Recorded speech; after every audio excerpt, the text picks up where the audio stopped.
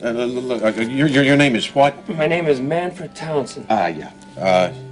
That's your real name? What difference does it make? Just idle curiosity, that's all. I was wondering if I might have heard of you someplace, that's all. Well, where do you think you might have heard him from me? In the Who's Who of Arsonists? What's the matter? The place bugged? I got a talkative secretary.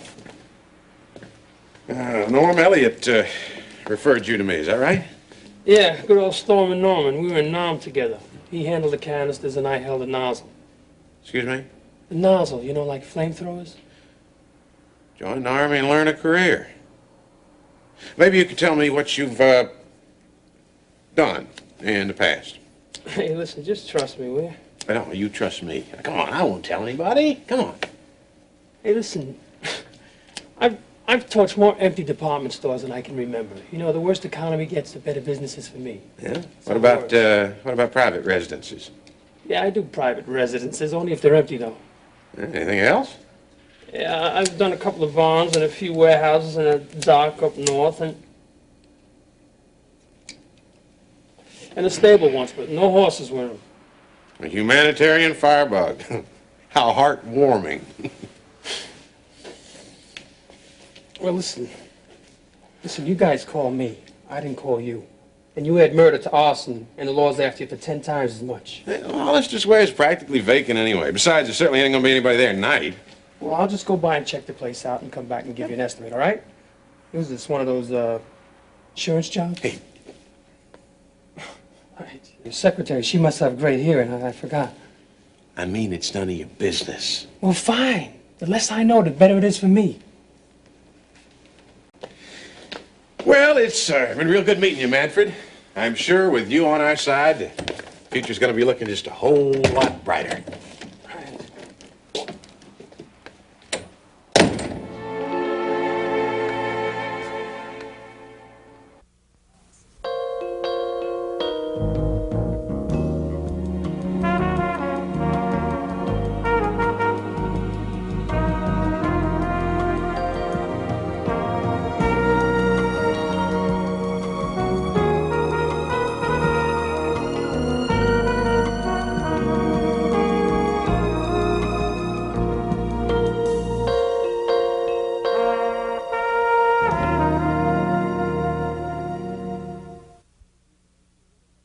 I have nothing at all against playgrounds. I'm just telling you what the law says.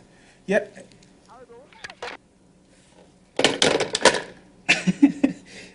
Morning, Gene. Let me guess, you're Alan Funt and the cameras are right behind you. Don't I wish I had a tape of this. I'd mail it to Sam and show her how much you miss her. No, I'm not the one who fired her, so mail it to Slaymaker. Well, I can see you're not having a good morning so far, but I'm here to brighten it up. Is that what they mean by adding insult to injury, my man? Look here. Pictures. Pictures. Of houses. Of houses, mm-hmm. For guess who? My mother. Well, so when am I supposed to start feeling brightened? Go ahead on, sift through them. I've gone through whole catalogs picking those out. I haven't talked to your mother. I know her taste. Mm-hmm. Do you know my mom's price range? Gene, you know I'm a genius at finances. Yeah, these won't do, Leon. Hey, come on, Gene. Look, these are the top of my line. Look, have you seen the one with the porch swing? Leon, it isn't fair. Now, I'm stuck with you like you're my relative or something. I didn't even get your sister in the bargain, man. Another place, another time. Besides, your mother's gonna close this deal, not you. Well, I sure miss her. Well, I can help you out there. Oh, yeah? You need an assistant, someone capable, intelligent, conservative in an aggressive sort of way. Well, Leon, my man, I don't think this office could handle two single cats like us. And besides, two black brothers working together, both males, think what that would do to the quota. Hey, I wasn't volunteering. I mean, I've been in the Army. I got all that government service out my system. Yeah, but you know someone who could possibly... I know someone who would fit the role of your assistant perfectly. Oh, that's very good, because we are advertising that position.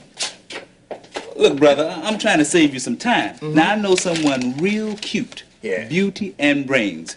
And we know the law didn't turn out for so many of those. Well, listen, Leon, you have her come over here this afternoon and I'll test her. But in the meantime, downtown's going to send someone else over, too, so... Fair is fair. All right. You know, I'm glad Sam introduced us. Sometimes a man needs a good friend to look after him. I see. Later, Gene. Okay, man. All right, this time I will get it right. Office of Planning and Development, Gene Redland speaking. In a world of fast-lane hurrying, I need a man who'll stop my worrying. I need a man who'll slow me Becky, I'm trying to study. I'll turn it down. Why don't you just hum to yourself instead? Russ, I'm trying to learn these lyrics. Come on, that's your voice right there on the tape. I know it's my voice on the tape. We recorded that in a studio and I was reading off lead sheets. Now I have to memorize it, okay? Go to the library. They got audio booths there. Yeah, well, they have study booths, too. Becky, my test is in 2 hours. Give me a break, huh? Russ, come on, it can't be that loud. Slow me down. Hey, look at this. Phil's in this one. What? I said, Phil's in this one. Here I am studying anatomy, and lo and behold, your precious lead guitarist is one of the terms. Right there. Gluteus maximus. Guess which part that is? I don't know. Vocal cords? No. It's the head, actually. Russ, it isn't that music that's bugging you at all, is it? No. It's the music. Phil. It's Francis pretending like he's Colonel Parker. Those musicians you hang out with, it's your friends telling me every 5 minutes that you were great sounding at the Tiger's Paw. Look, I didn't ask for a blow-by-blow description. Thank you. Now, if you'd just be quiet, I'm trying to study. No. This is studying, Beck. That is playing around. Well, who am I to argue? Because nobody knows more about playing around than you do. Yeah, you're right. And when you start with Phil, I'll be the first to know. How about the smile on my face? No. I'll know when you admit that this audition garbage and you're trying to make it to the top and get discovered is a lie. Uh-huh. Maybe then you'll tell me just why it is you're really sticking it out. Russ, when are you going to grow up? Oh, is that what you're doing? Growing up? Little Russell's dragging behind? You're not growing up. You're moving farther and farther back into some childhood fantasy about being a star. And I'll tell you something, Beck. When you grow out of that, hey, maybe, just maybe now, mind you, you might be back on the same level with me. Same level with you. Well, thanks a lot, Russ, and congratulations on the best insult I've ever heard. Please just hold me.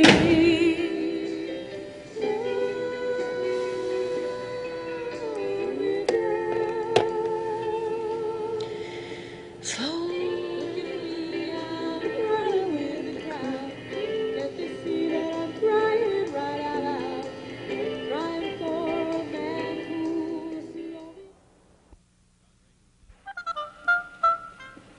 And you've never had stomach problems like this before? Well, my first problem made me a little nervous, but nothing like this. And I'm the first doctor you've seen with the problem? Yeah, and you came highly recommended, too. Really? By whom? By one of the nurses at the hospital. Really? Which one? I work there part-time. Not the local hospital, the one a little further out, you know. And she said that you were the best in the area, too. Huh. Must have been a med student I taught somewhere along the line. Yeah, that's right. Well, anyway, I'm going to send you to a specialist. You know, this may be an emotional problem. Well, Now, I mean, outside of these few complaints, you're perfectly healthy. A little nervous, but healthy. well, maybe you can give me a little something for it. No, I don't like penciling out prescriptions. Great. No ink. As if this building isn't giving me enough problems as it is. Now I'm running out of office supplies. What do you mean the building's giving you some problems? We saw the construction outside. Yeah, well, I just thought that was remodeling. That's the official line, Mr. Townsend. I'll be right back. I need to grab a pen. Well, take your time.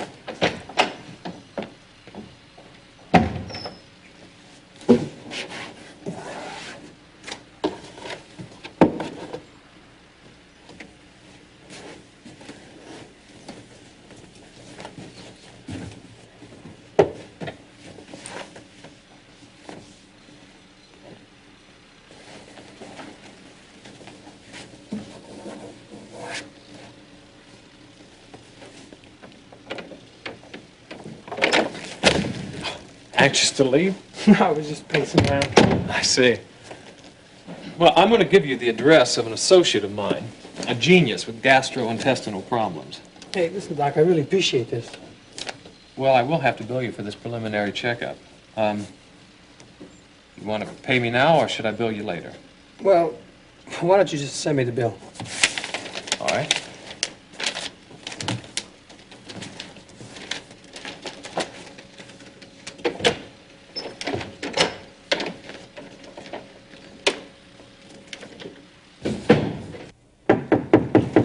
Who is it? Your faithful attorney. Is it important?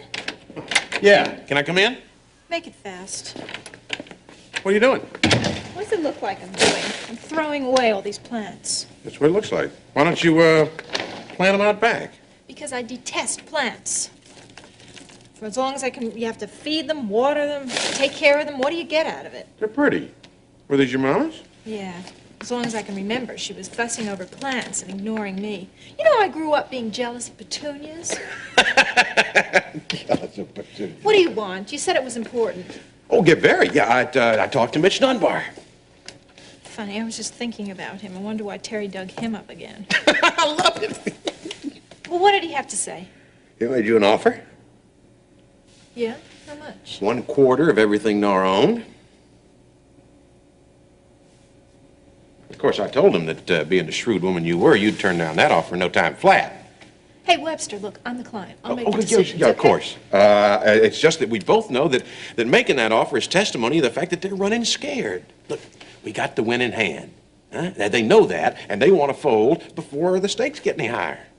Is that what we've got, the winning hand? You don't think so? No, I think we've got one queen and a joker.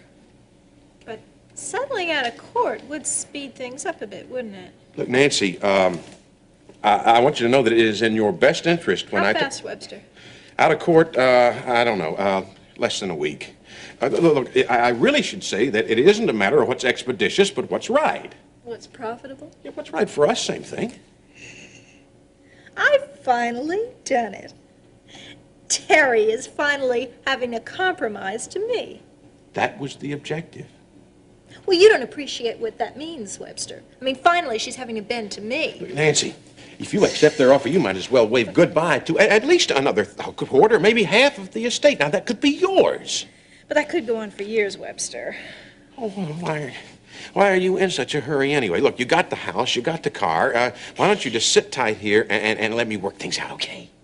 She's buckling under the pressure, isn't she? I bet you that old coot tried to talk her into this. Or Ben. Oh, he's so spineless. Okay, Ben. you work out your personal vendettas, and when you come to a decision, you give me a call, all right? Hey, stop pouting. Tell them they can stuff their offer. You're refusing the proposition? Hey, I don't negotiate with people on the run, you know. Exactly my sentiments. You had me on to go there for a minute, though. I don't like the way you underestimate me, Webster. Oh, on the contrary. I admire you more every time I see you. Webster, you're violating the first rule of courtship. Don't come on to a lady when she's pulling plants out of I know what you're pots. saying, yeah. Leave me alone. Yeah, another place, another vine. Goodbye, Webster. Yeah, I really ought to be going. If I hang around here too long around single women, it might soil my reputation. Oh, get out of here, will you? Jeez.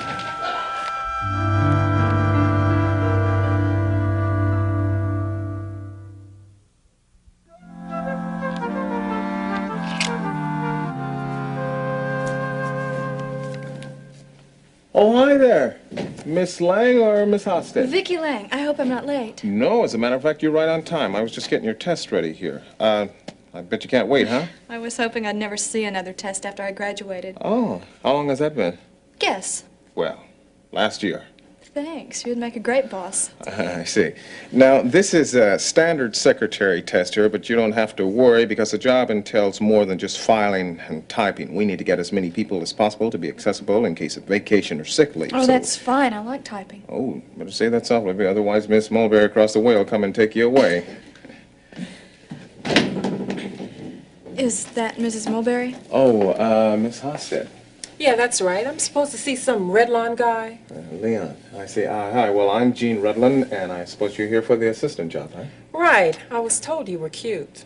I see. Well, if you'll come over here, Miss Halstead, I'm just filling one of the other applicants in on the information. So. Mr. Redland, Yes. this all looks self-explanatory. Maybe I could just go somewhere and take the test? Oh, sure, but there's more involved than that. Well, I think this will get me started. Okay, well, I guess if we don't make too much noise, you can sit over there in the corner. Okay.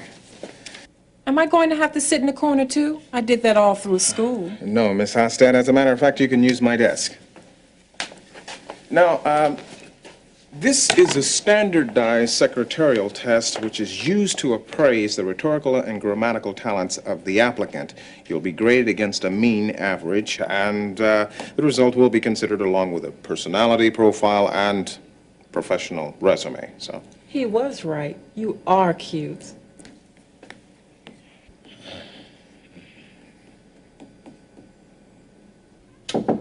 Come in. Well, Miss Lawson. Hi. I was hoping that Miriam might be here. She's not at her desk. No. Well, she answered 7 telephone calls this morning, and that seems to be her quota for the day. Oh, must be nice. No, as a matter of fact, it's very tiresome. Yelling at secretaries is one thing, but when it's your own daughter, well... So Miriam's not working out? Oh, there's no problem at all. We just had a little run-in. We have them all the time. Yes, I was noticing your relationship. Oh? Oh, no, I just mean that you've got an unusual father-daughter closeness, that's all. And when you spend that much time together, you're bound to argue. You think she's spoiled, don't you? Yes? Well, as a matter of fact, you're right. And I worked very hard to keep it that way, too. My only daughter, I never had a son. What are you reading here? Oh, well, this is a budget projection for Hollister Square. And you can't really believe those figures in times like these. Very impressive. Oh, you're good with budgets. Other people's, yes. $8 million? Well, as I mentioned a moment ago, that's only a projection. And as I also indicated, you can't believe that total. As a matter of fact, by the time this project is finished, I'd say it would be well over 10 million. And you get all that back, do you? Well, hopefully under 2 years. Then, after that, everything could get very prosperous. You know, you remind me of Miriam sometimes. Are you? Especially when the topic is money.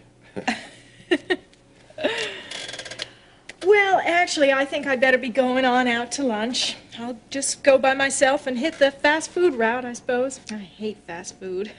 Nonsense. We'll have lunch together. Oh, but I wouldn't dream of it. You know, Miriam would never forgive me. We're going to lunch, not the Bahamas. But she's so possessive. Yes, I know all about that, but don't worry about that. If she hadn't left so abruptly, I would have taken her myself. You know, as a matter of fact, I think that's kind of poetic justice.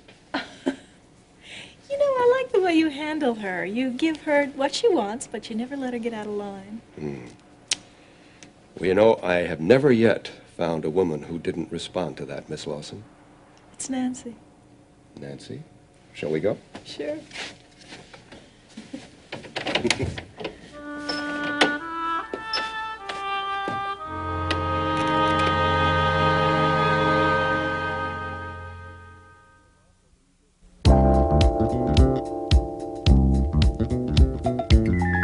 How are things with Russ?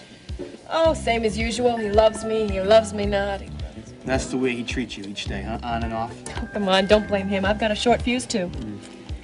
You want some soda? Oh, that's right, you can't have the caffeine. You know, I'm reminded of the Civil War. What? How's that? Well, the conflict was inevitable. Even Henry Clay couldn't compromise a nation out of a war. There were deals and concessions and arrangements all made to aim the country away from the conflict, but it was unavoidable. I see, and this is Russ and me, huh? Well, I can't help but to tell you what I'm feeling. Okay. You know, Becky, sooner or later this thing's gonna break. The placating and the deal-making just aren't gonna work. Well, thank you for cheering me up. I'm sorry. I guess I'm too honest for my own good. There's nothing I'd like better than to sit here and encourage you. But I have to tell you what's on my heart. Yeah, you're a doll. Francis, does Phil know that I'm pregnant? I was just gonna ask you that. You mean you didn't tell him? No. I guess that shoots my theory of being honest. Come on, you're not dishonest. You just didn't ask. Well, I was kind of hoping you'd have told him by now. I know, and I will in time. I don't like keeping it from him. It's just... Don't you think he'd kick me out of the group if he found out? I hardly think it'll affect your voice. No, but it sure affects my stage appearance. It might elicit audience empathy. Yeah, if I'm singing Montebani, but I'm singing rock and roll. Well, I don't think he's gonna let you go. I bet he'll be hurt, though. He kind of likes me, doesn't he? Phil gets crushes easily. That's all that it is? Well, for yours and Russ' sakes and the band's, let's hope so. So my secret is safe with you, huh? Yes. You better tell the little one, though. The way you've been feeling lately, I'm not sure you're going to be able to keep this a secret much longer.